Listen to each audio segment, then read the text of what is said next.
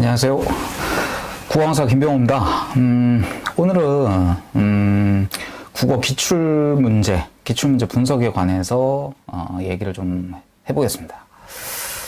실제 우리 아이들이 기출문제 분석 많이 이제 선생님들로부터 얘기를 많이 듣죠. 근데 실제 제대로 하는 경우를 저는 개인적으로 보지 못했습니다. 그래서 이게 제대로 된 기출문제 분석이라는 게 어떤 식으로 해야 되는 것인지 그것과 관련해서 좀 얘기를 해보겠습니다. 실은 이거 고민을 좀 많이 했습니다. 그 이유가 제 이제 수업과 수업 관리의 가장 핵심적인 노하우에 해당되기 때문에, 특히 이제 고3과 N수생 대상으로 한 수업에서는 가장 핵심 중에 핵심이기 때문에 이거를 이런 식으로 유튜브에서 공개도 되는 건가 이런 생각을 좀 많이 했거든요. 근데 어차피 저한테 듣는 학생들이 한정되어 있기 때문에 크게 문제는 없겠다. 그리고 많은 학생들이 이거를 따라할 수 있다라고 한다면은 도움을 줄 수 있겠다라는 생각에 고민 끝에 공개를 하기로 했습니다. 네. 저한테 이제 들어오는 학생들에게 제가 항상 물어보는 부분이 있습니다. 특히 고2 이상 학생들은, 특히 고2 이상 정시 중심으로 학습을 하겠다라는 학생들에게는 반드시 확인하는 게 있어요. 그게 뭐냐? 기출 분석을 해봤냐? 이렇게 물어보는 거죠. 그러면은 우리 학생들 중에 10중 8구는 해봤다라고 얘기를 합니다. 그래서 어떤 방식을 취했냐 이렇게 물어보면은 그 중에 또 10중 8구는 우물쭈물합니다. 네. 나름대로 본인이 이제 수능 모의고사 또는 수능 문제에 대해서 한번 들여다봤다라는 기억은 있는데, 실질적으로 그거에 대해서 제대로 했다? 라는 기억이 없기 때문에 그렇지 않을까라는 생각입니다. 그런데 이건 어떻게 보면 이 부분이 학생 문제가 아닐 가능성이 굉장히 높아요. 무슨 소리냐?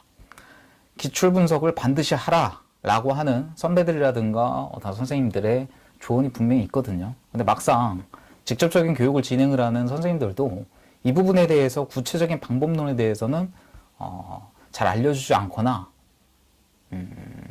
어떻게 보면 실질적인 효과를 가질 수 있는 그런 교육이 이루어지지 않는 건 아닌가라는 생각을 좀 해보게 됩니다. 그 이유는 그렇습니다. 제가 생각하기엔 그래요. 그 이유가 지도하는 선생님 입장에서도 굉장히 곤혹스러운 과정이기 때문에 그렇지 않을까라는 생각입니다. 자, 무슨 소리냐? 실제 제가 이제 기출 분석을 반드시 해야 되는 이유 중 하나는 어쨌든 간에 내신을 배제한 수능 국어에서 고득점을 받기 위한 목적입니다. 그렇다면 실제 당해 연도에 나오게 될 그 수능에서 가장 어떤 근접한 문제 형태로 띄고 있는 기출 분석을 반드시 해야 되겠죠. 그러다 보니까 당위적인 입장에서는 접근을 해요. 뭐뭐 해야 한다. 그래서 기출 분석을 해야 한다라는 입장에선 정리를 하는데, 막상 대부분의 학생들이 접근하는 방식들을 제가 조금 보면 그렇습니다. 시간을 재고 부서 한번 풀죠. 풀고 나서 해설지를 들여다봅니다. 그리고 틀린 선지들을 확인을 해요. 그래 놓고 내가 이래서 틀렸구나 라는 인식까지는 보통 하게 됩니다. 그런데 보통 한 100명 중에 한 70명, 80명까지도 학생들이 그 정도 선에서 만족을 하며 기출 분석을 했다라고 인식을 하게 됩니다.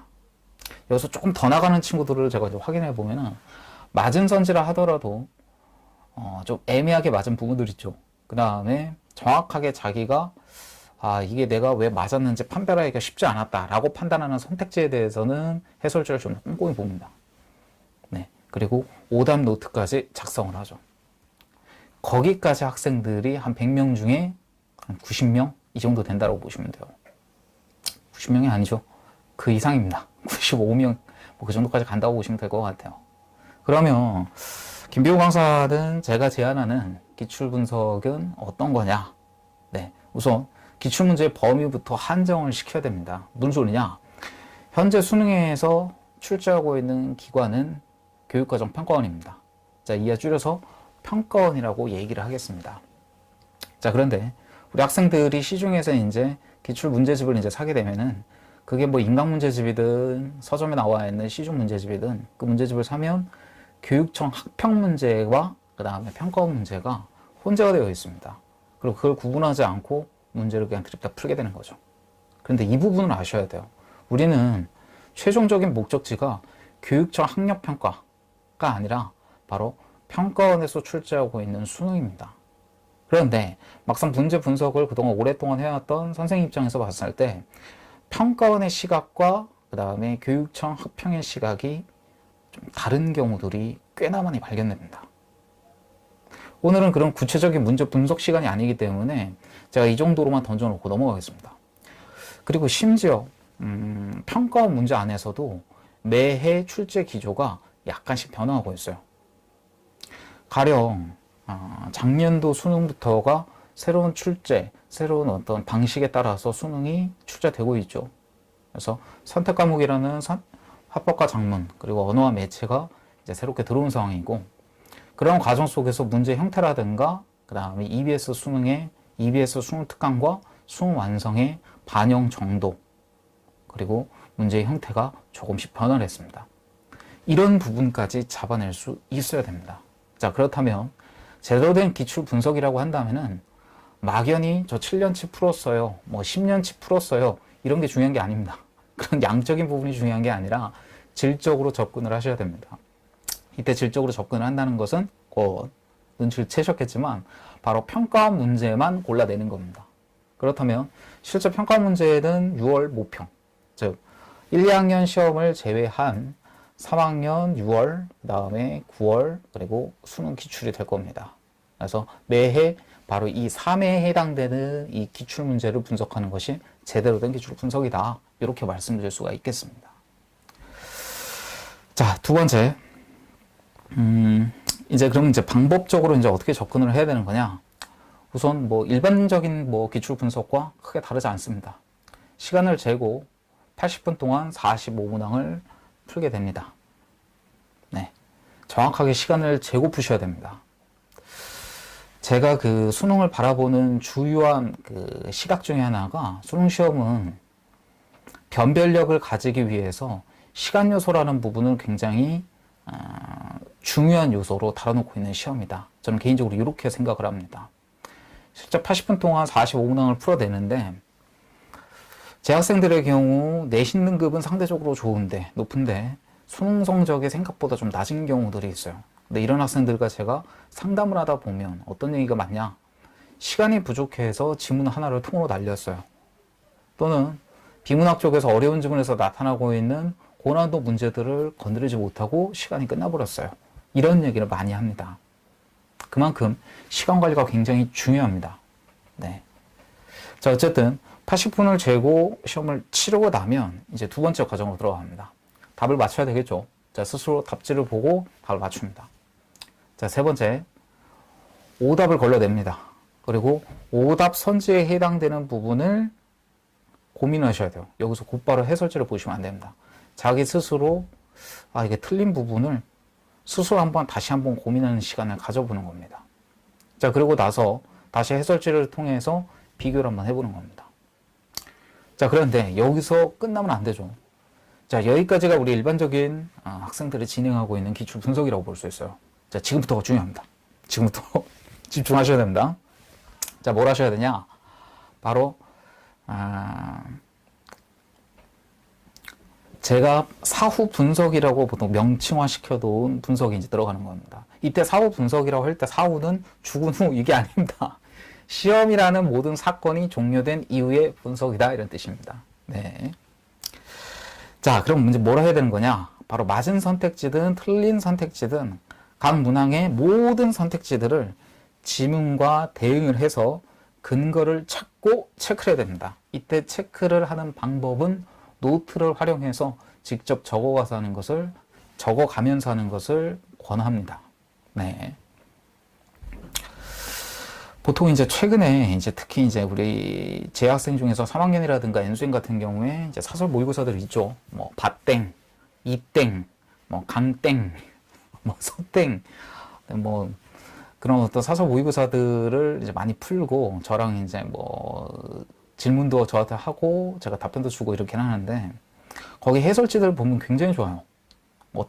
어떤 식으로 좋은 거냐?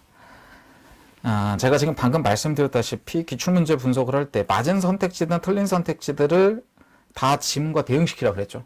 실은 그런 작업들을 보통 해설지로 만들어 놓는 경우들이 요즘 나타나고 있어요.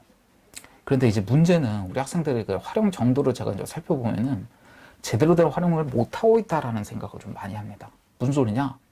그래, 해설지들을 맞은 선택지의 경우에 조금 불안하다. 내가 정확하게 이 선택지도 골라낸 게 아니다. 라고 했을 때 그저 눈으로 한번 보고 이해됐어? 그럼 쓱 한번 보고 지나가는 거죠.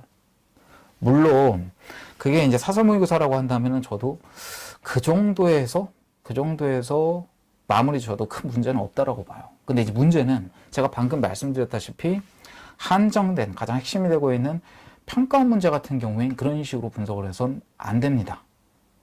네. 그리고 하나 더, 절대로 평가 문제의 해설지를 눈으로만 보고 지나가면 안 되고 그 해설지를 잠깐 덮어 놓으세요. 자, 그리고 지금부터 긴 호흡을 가지고서 자기 스스로 맞은 선택지에 대해서 지문의 어떤 부분이 근거로 위치하고 있는지를 찾는 겁니다. 지금 여기서 제가 중시 여기고 있는 부분은 그 내용 자체를 이해하는 게 중요한 게 아니라 바로 위치 찾기입니다. 위치를 찾으라고? 실은 평가원은 모두 객관식 시험으로 구성이 되어 있습니다. 그러다 보니까 그 근거가 명백하게 설명할 수 있어야 돼요. 이 부분은 평가원에서 논란이 되지 않게끔 하기 위한 목적 중에 하나가 됩니다. 바로 시험의 취지가 이렇기 때문에 모든 근거가 지문 안에 있다라고 봐도 무방합니다. 심지어 추론 문제 역시도 그 안에 추론이 가능하게끔 바탕이 되어 있는 지문의 문장이 있다라는 겁니다. 이 부분을 반드시 인식을 하셔야 돼요. 그럼 왜 위치 찾기가 중요한 거냐? 그 위치를 찾기 위해서 학생이 끙끙댈 때가 있습니다. 특히 비문학 독서에서 굉장히 어려운 문제의 선택지 같은 경우에 실은 첫 단락에서 두 번째 문장에 있는 문장, 그리고 다섯 번째 단락에 있는 네 번째에 있는 문장, 그것을 이렇게 조합을 해야만 추론이 가능한 그런 선택지들이 있어요. 그러면 실제 지금 해설지를 덮어놓은 상황이다 보니까 그걸 찾는 데까지 긴 시간이 소요가 될 겁니다. 그런데 이것을 인내를 가지고 반드시 해야 됩니다. 다시 한번 말씀드립니다. 강조해서 거듭 말씀드립니다. 인내를 가지고 찾으세요. 선생의 힘이 아닌 학생 본인의 힘으로 찾으셔야 됩니다. 틀려도 좋아요. 나중에 해설지를 펴고 상세히 분석되어 있는 해설지를 통해서 자기가 분석된 거랑 비교를 하게 되고, 비교를 했을 때 아하, 내가 여기서 이걸 못 찾았구나, 이 인식이 들게끔 되면 그럼 제대로 된 공부가 되고 있는 겁니다. 그렇지 않고 그 선생의 눈으로 바라본 또는 출제자가 만들어 놓은 문제를 제3의 선생님이 분석해 놓은 해설지는 어디까지나 선생의 공력과 선생의 에너지로 된 겁니다. 자, 그런데 학생들은 수동적으로 그냥 그걸 따라간다?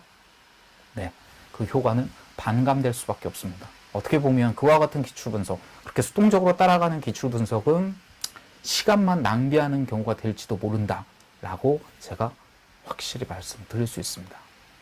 네. 자, 그러면 이제 지문과 선지 분석에 대해서 이야기를 했죠. 그 다음에 이제 제가 추가적으로 좀 하고 싶은 얘기가 있어요. 뭐냐? 비문학 독서에 대한 이야기입니다. 보통 우리 기출문제 분석의 해설지들을 좀 보면은 각 단락별로 단락별 논점들을 정리를 해놓고 있죠. 자, 요 방식 굉장히 좋은 겁니다. 자, 근데 벌써 눈치챈 친구 있을 거예요. 그거 누가 한 거다? 내가 한 게 아니다. 선생이 한 거다. 그러면 그거 역시 덮어두고 나도 그 작업을 해봐야 됩니다. 문학은 그렇게 할 필요 없거든요. 문학은 그렇게 할 필요까지는 없는데 비문학은 반드시 해야 됩니다. 그 이유가 있어요. 실제 문제 형태들을 들여다보면은 단순히 특정한 단락에 있는 특정한 문장, 그거 하나 뽑아가지고 그것만 제대로 찾아냈어도 답도출이 되는, 정답과 오답이 걸러지는 그런 문제와 선택지가 있는 반면에 실은 제가 보통 구조독해 때 필요하다라고 하는 부분들이 있습니다. 이때 구조독해라 함은 각 단락별 논점들이 어떻게 구성되어 있고 그 단락별 논점이 어떻게 연결되고 있는지까지 판단을 해야만 답도출이 되는 경우들이 있습니다. 네. 자, 따라서 단락별 논점 정리는 필수적으로 필요한 것이고, 단순히 단락별 논점에서 멈추지 말고 그 논점들을 연결해서, 예를 들어서 첫 단락과 두 번째 단락이 어떤 식으로 이어지고 있는 것인지, 가령 첫 번째 단락이 특정 대상에 대해서 또는 특정 제재에 대해서 문제 제기를 하는 파트다라고 했을 때, 두 번째 단락은 그 문제 제기한 것 중에서 상술로 들어가는 것인지, 아니면 그 문제 제기한 대상에 대해서 분류로 들어가는 것인지, 그런 것들을 판단해 봐야 된다는 거예요. 제가 보통 메타 분석이라고 이야기를 하는데, 이와 같은 단락별 구조적 분석 또는 이 메타 분석이 이루어져야만 풀리는 문제가 있기 때문에 이것을 하는 겁니다. 네. 그러니까 제가 지금 누차 얘기를 하지만, 어떻게 보면 이 사후 분석이라고 하는 것은 철저하게 국어 실력을 키우는 게 아니에요. 어떤 거냐? 평가원에서 출제하고 있는 수능 국어의 고득점을 막기 위한, 그와 같은 고득점의 실력을 키우기 위한 목적입니다. 그래서 이 목적성은 한정될 수밖에 없습니다. 그래서 그 효과 역시 내신이라든가 기타 그 밖의 국어 시험에는 큰 효과를 보지 못할 가능성도 있습니다. 그래서 이걸 좀 염두에 두시고 접근하셨으면 합니다. 자, 어쨌든 이와 같은 이제 분석이 이루어지고 나면 실제 걸리는 소요 시간은 대략 저한테 배워서 직접적으로 이것을 실행을 하는 우리 학생들의 경우 실제 걸리는 시간은 46시간에서 60시간입니다. 응? 46시간에서 최대 60시간? 네. 한 세트라고 하겠습니다. 한 세트 45분왕이죠. 80분 동안 풀게 되는 이 시험지 한 세트의 사후 분석 시간의 최대 소요 시간 60시간 걸립니다. 그럼 왜 이 시간이 필요한 거냐? 네, 실은 김비호 강사가 기출문제, 여기서 기출문제는 역시 평가원 문제겠죠. 평가원 문제를 분석했던 최대 시간이 60시간입니다. 아니, 굳이 선생이 했던 짓을 우리 학생이 그렇게 긴 시간을 소요할 필요가 있습니까? 네, 이 부분은 제가 앞에서 말씀드린 부분으로 가름하겠습니다. 필요합니다. 학생마다 가지고 있는 배경 지식, 공부의 양, 그리고 수능 실력이라고 하는 지점이 다 다르기 때문에 소요 시간이 다를 수는 있겠지만 대략적으로 46시간에서 60시간 정도가 소요되는 것이 일반적입니다. 그런데 이제 그런 얘기도 좀 해볼게요. 실사례에 대한 이야기를 좀 해볼게요. 저랑 같이 이제 공부를 하고 있는 고3 학생들이나 N수생들은 제가 이와 같은 수능 기출 분석 무조건 시키거든요. 1, 2학년 같은 경우에 실질적으로 맞닥뜨리는 모의고사 자체가 합평이기 때문에 그 아이들은 제가 조금 배제를 해놓고 있어요. 3학년 수업에 이제 올라왔을 때 이제 그걸 진행을 시키는데, 막상 고3이나 N수생들 중에서도 저랑 같이 함께 수업을 하는데도 불구하고 이걸 100% 다 소화 못하는 친구들이 많습니다. 그럼 그런데도 굳이 이걸 시킬 필요가 있습니까? 라고 이야기를 하죠. 그만큼 효과를 보기 때문에 그렇습니다. 한마디만 할게요. 이 과정을 제대로 소화했던 국어 1등급 받은, 수능 1등급 받은 학생들이 저랑 어떤 얘기가 오가느냐. 실제 이것이 2세트 정도만 제대로 소화를 한 친구들은 어떤 얘기를 하느냐. 전에는 선생님 이 문제가 어려워요. 뭐 기술과학 지문에서 난이도가 높아요. 뭐 고전시가 쪽에서 뭐 연시조 쪽의 내용이 좀 쉽게 파악이 안 돼요. 뭐 이런 식의 일반적인 질문을 저한테 했다라면 이 2세트를 거치고 난 학생들의 반응들이 어떻게 되느냐. 선생님 이 시험지는 평가원스러워요. 선생님 이 문제는 평가원스럽지 못해요. 이런 표현을 사용합니다. 무슨 소리냐? 적어도 수능을 제작을 하는 평가원 또는 평가원의 그 출제자의 시각을 학생들이 따라가고 있다는 얘기예요. 똑같이 못한다 하더라도 거의 근접하고 있다는 얘기입니다. 또는 그 취지의 어떤 특성에 대해서 아이들이 분석하는 힘을 스스로 깨우쳤다는 얘기입니다. 그래서 저는 그런 학생들이 이제 그런 식의 이제 어떤 대화 방법으로 이제 바뀌게 됐을 때, 이 녀석 실력 많이 올라왔다. 이제 제대로 됐다. 이런 생각을 하거든요. 네. 그렇다라는 점, 좀 기억을 좀 해 두시고요. 그럼 왜 우리 학생들이 자꾸 이 부분을 제가 그렇게 저랑 직접적으로 수업하는 친구들인데도 불구하고 이걸 제대로 소화를 못 하느냐? 첫 번째, 우선 진도에 대한 강박 때문에 그렇습니다. 자, 이 영상을 보고 있는 이건 지금 공개된 유튜브다 보니까 어떤 학생이 볼지 모르죠. 저한테 배우지 않는 학생들도 이걸 보게 될 텐데, 혹시 저 지방에서 저랑 함께 수업을 하지 못할 학생들한테 한마디 조언을 좀 드릴게요. 이 작업을 하다 보면 분명히 내면에서 이 너무나 긴 소요 시간 때문에 나 이거 계속 이러고 붙잡고 있어도 돼? 라는 걱정을 하실 수 있어요. 저 이렇게 말씀드릴게요. 우리가 흔히 이제 접할 수 있는 사설 모의고사라든가 뭐 그 밖에 교육청 합평 문제라든가 이런 것들 10세트를 평소에 풀던 방식으로 10세트를 푸는 것보다 지금 제가 알려드린 이 방식대로 평가원 문제를 제대로 한 세트만 제대로 푼다 하더라도 그 이상의 효과를 낳을 것이다. 제가 확신드립니다. 그래서 조금 인내를 갖고 한번 진행해 보시기를 진짜 권고드립니다. 네. 자,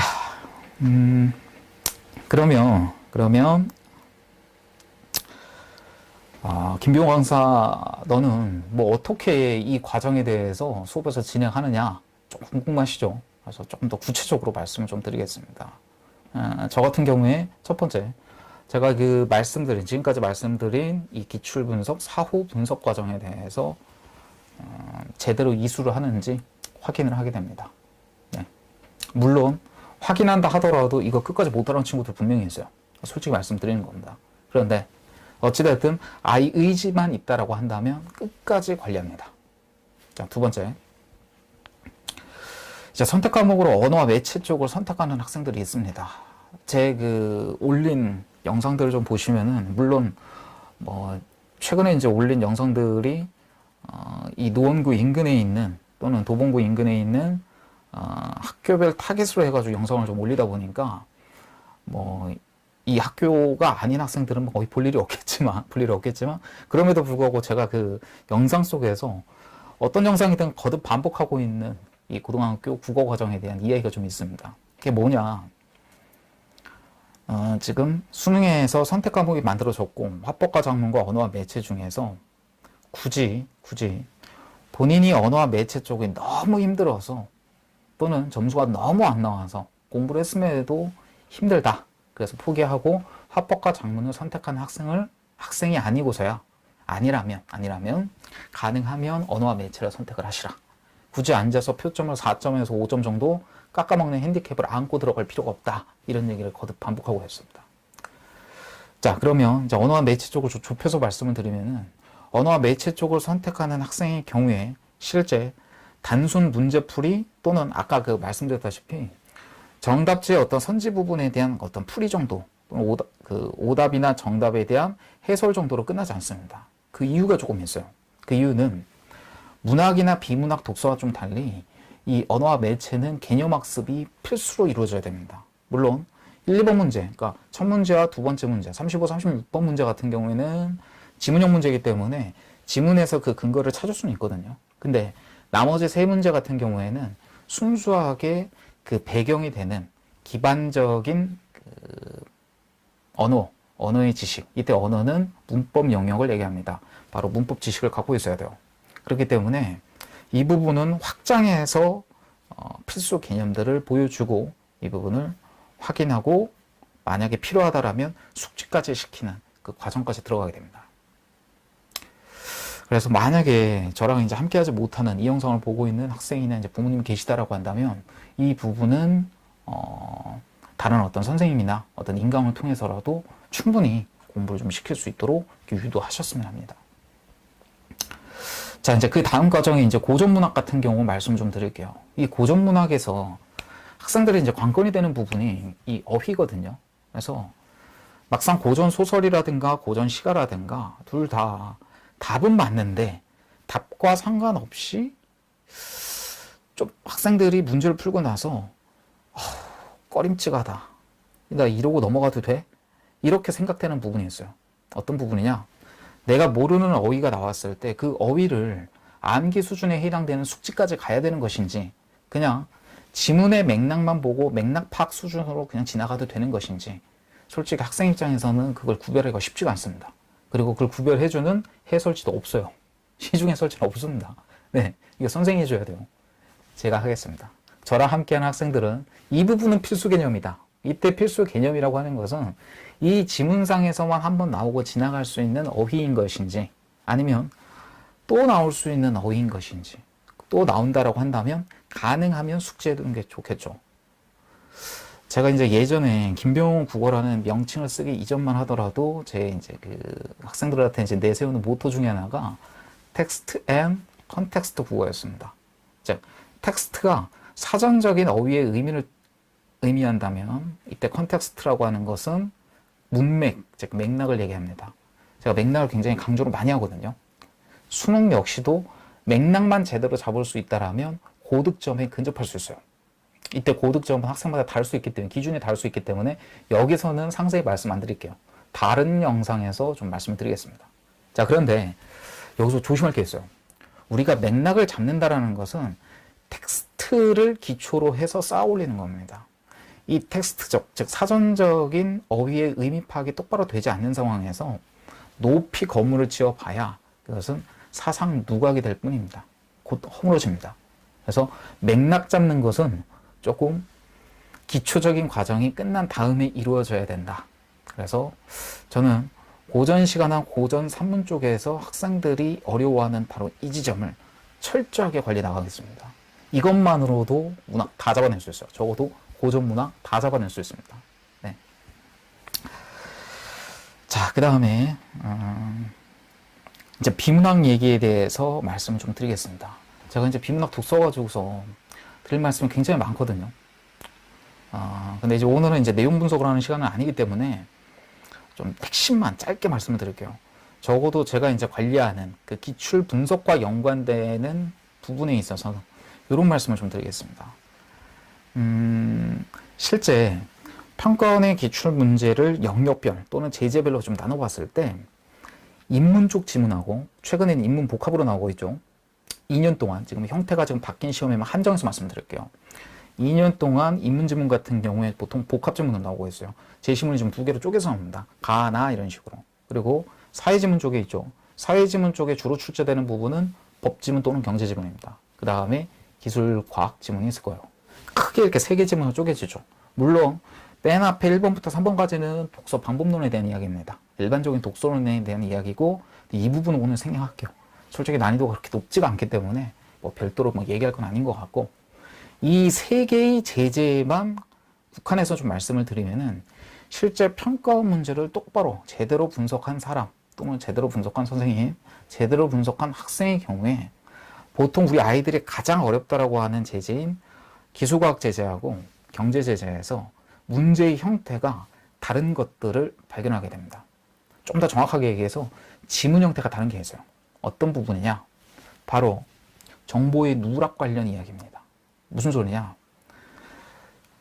경제 제재 같은 경우에 기출문제를 이렇게 들여다보면 학생들이 어려운 지점들을 제가 수년간 연구를 하고 그 질문했던, 보통 문제보다는 지문에서 이 질문하는 경우들을 제가 이제 따로 공부를 좀 한번 해봤습니다.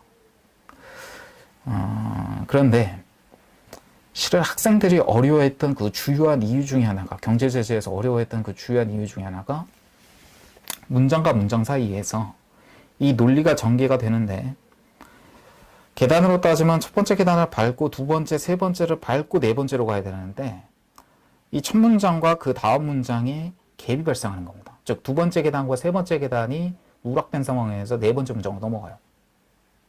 자, 그러다 보니까 논리적 이해가 급격히 떨어지는 겁니다. 흔히 국어 선생님들이 지문을 똑바로 이해를 하고 문제로 들어가야 된다, 당위적으로 말씀 많이 하시죠. 근데 막상 그 문장 구조들을 보면 경제 제재 한에서만큼은 나름의 배경 지식이나 기반 지식, 제가 보통 기반 지식이라고 얘기를 하는데 오늘은 여기에 대해서 따로 말씀 안 드릴게요. 자, 어쨌든 나름의 배경 지식을 갖추지 못했을 때 누락된 정보에 대해서 인식을 못하거나 이 논리적 간극에 대해서 해명되지 않고 형식 논리적으로만 인지하고 넘어가는 경우들이 매우 많습니다. 제가 다른 영상에서 우리 평가원 기출문제 중에 물가 그리고 환율 문제에 대해서 이제 다루는 부분들이 좀 있었는데, 나중에 이제 그 내용 분석을 이제 보여줄 겁니다. 내용 분석 보여줄 때 실제 그 중간에 논리적인 누락 부분이 어떤 부분인지를 한번 구체적으로 말씀을 좀 드리겠습니다. 자, 그 얘기는 반대로 뒤집어서 얘기하면 평가원에서 난이도를 높이기 위한 어떤 목적으로 의도적으로 그 정보가 누락이 된 건지 아니면 일정 부분 배경 지식이 쌓인 고급 독자에 한해서 제대로 이해할 수 있는 지문을 발췌해서 들어온 것인지 거기까지는 제가 모르겠어요. 근데 그럼에도 불구하고 이 제재, 지문 자체가 어려운 이유는, 경제 제재가 어려운 이유는 중간에 정보가 빠져있는 부분들이 있다는 거죠. 그렇다면 학생들은 나름대로 그 부분을 추론해야 되는데 그 배경 지식이 정도에 따라 가지고 그 추론이 매우 어렵습니다. 그래서 제 수업에서는 저랑 수업하는 친구들 알고 있죠. 이것만은 꼭 알자 시리즈를 진행을 하고 있어요. 요거 배경 지식 갖추기 시리즈거든요. 그래서 그 필요한, 적어도 기출 분석에 필요한 당해 기출 연도에 분석에 필요한 기반 지식을 아이들에게 인지시키고 공부시키는 과정이 좀 있습니다. 그래서 이 부분은 제가 좀 특화된 어떤 그 수업 프로그램이기 때문에 여기서 이제 구체적으로 공개를 할 수는 없고, 제가 나중에 한 사례를 통해서 아까 말씀드린 환율 물가 관련해 가지고 그 지문을 실제 본 따서 한번 영상으로 한번 보여드리겠습니다. 네. 오버슈팅이라는 용어로 나왔었던 지문입니다. 네. 뭐 요 정도만 소개를 하고요. 요 정도만 소개를 하고 넘어가겠습니다. 넘어가고, 실제로 이 영상을 보고 저한테 이제 좀 불만을 가지실 고1, 2 학생들이 있을 수도 있을 것 같아요. 네, 우리 이 학생들한테는 이렇게 말씀드리겠습니다. 실제 오해를 할 것 같아서 사족을 좀 붙이는 건데, 저랑 하고 있는 이제 고1, 2 학생들 같은 경우에 적어도 교육청 학평에 대해서도 이와 같은 방식을 취했을 때 바람직한 결과가 나올 것이다 라고 이야기는 해주는데, 제가 고3이나 N수행만큼 강요하지는 않습니다. 그 이유는 어디까지나 목적은 여기서 수능 국어에 한정되기 때문에 그래요. 자, 그리고 제 수업 내용에서 이미 그 위에서 언급했던 적어도 내가 특정 목적의 시험을 치른다라고 했을 때 그 분석이라고 하는 정도가 어느 정도 수준까지 나가야 되는지는 이미 수업 내용에서 누차 반복하고 강조하고 있습니다. 그래서 우리 고1 학생들 너무 서운해하지 말고 따라왔으면 합니다. 네. 제 나름대로 오늘 이렇게 이제 그 수능 기출문제 분석에 대해서 이야기를 좀 해봤는데 도움이 되셨길 바라겠습니다. 네, 오늘은 여기까지입니다. 고맙습니다.